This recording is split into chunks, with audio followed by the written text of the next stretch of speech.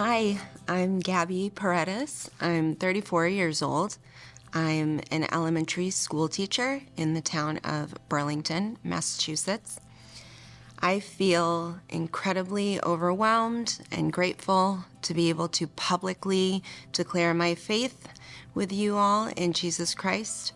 I know for certain that God has been pursuing me for many years, and I was just too preoccupied with the things of this world to be able to stop and hear his call. Growing up, my family and I, we spent a lot of time in a Christian church because when I was little, my parents, they actually had their own coming to Jesus moment. We happened to move next to a Lutheran church, and my parents became incredibly active. And I started going to vacation Bible school, Sunday school, confirmation classes, First Communion, all the religious traditions that encompassed being a part of that church. But I don't actually believe that I ever truly understood the gospel, despite the exposure to all things Christianity. So as I got older, I just felt really embarrassed about church and faith. I tried to hide it from my friends, people in my life. And even though church was such a welcoming place and we had so many family church friends, it was fake in my life. I was not living out what I was learning, and there was this big disconnect. So fast forward to my college years, I met a guy actually in church, and we started to date, and that relationship just pulled me further away from church, Christianity. I still had no idea what the gospel meant in a meaningful way, and I ended up having a health scare. And once cancer was removed, my boyfriend broke up with me, and it just crushed me.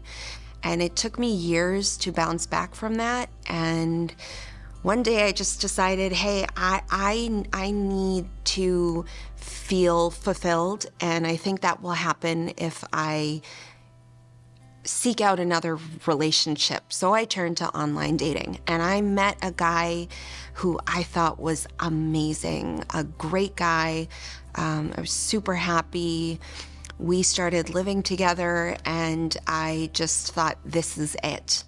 And within many years of being with him and another health scare, I realized that he had been unfaithful, and the relationship just abruptly ended. That was the absolute lowest point of my life. I felt so alone and worthless, and I had to face my two greatest fears, which was being extremely sick and being alone without someone or something to live for. After the breakup, I spent the following months closely surrounded by my family, but I still felt so alone. I knew that I had made mistakes in life, but I didn't feel like I deserved what happened. And so I cried out to God for answers. Sure enough, God began to open my eyes to the reality that while I didn't directly cause everything that happened to me, we live in a world broken by sin. I'm just as guilty of sin as anyone else. It's not about how we compare to others. It's how we compare to God's perfect standards. I had to accept that I could never be good enough for God, but that perhaps Jesus could be both the perfection God required and the perfect companion that I had always longed for. I really hung on to the hope, and I went all in on attending church and Bible studies, community group. For the first time, Jesus brought satisfaction and hope to my life. For the first time, I actually believed that Jesus was enough, and that changed everything.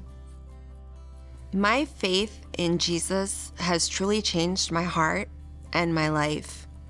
My first loyalty is to Jesus.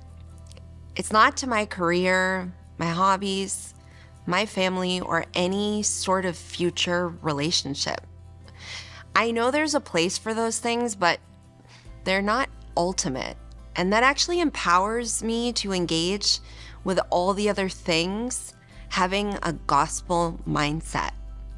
At the same time, I know I still have a long road ahead of me. I have a lot of room to grow and mature, but I don't have to do any of those things alone anymore. I feel so blessed to have brothers and sisters in the faith. I have God's word to shine light on my shortcomings, and I have amazing friends and spiritual family to serve the community with, to go on missions with. Most importantly, I have Jesus. All these things, they deepen my faith, and whatever's next for me, which I have no clue, I'm finally certain that nothing can separate me from Jesus, from his love, from his grace, and from his power.